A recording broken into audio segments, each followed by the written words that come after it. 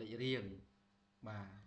យើងដាក់លេខរៀងមកបាទបន្ទាប់មកយើងដាក់កូដធានាមនេះគ្រាន់តែជាការឧទាហរណ៍ទេកូដធានាម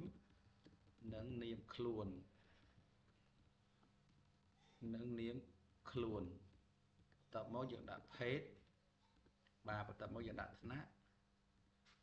បាទអញ្ចឹងមានបន្តមកទៀតអញ្ចឹងអ្វីដែលសំខាន់គឺបងប្អូនទាំងអស់គ្នាចង់បង្កើត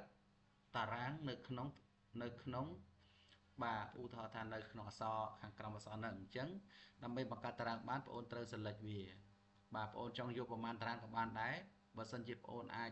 សរសេរតអក្សរតទៀតបងប្អូន select បានច្រើនមកបាទមកដល់ធំហ្នឹងមកឬក៏យកធំណាក៏បានដែរបន្ទាប់ពី select បានហើយបងប្អូនមកចុចកន្លែង home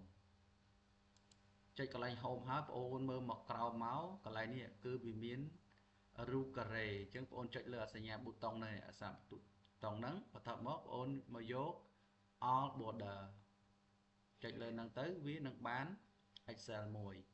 បាទបន្ទាប់មកទៀតពេលបងប្អូនបានប៉ុណ្ណឹងហើយបងប្អូនដាក់ក្បាលលើវាខ្លួនឯងទៅហើយបងប្អូន save ទុក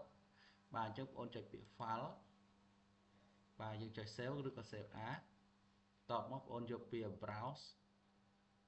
បាទបន្ទាប់មកទៀតបងប្អូនអាចដាក់នៅលើណាដាក់នៅលើ desktop ឬក៏កន្លែងណាក៏បានដែរអញ្ចឹងខ្ញុំដាក់នៅលើ desktop ខ្ញុំដាក់ថាតារាង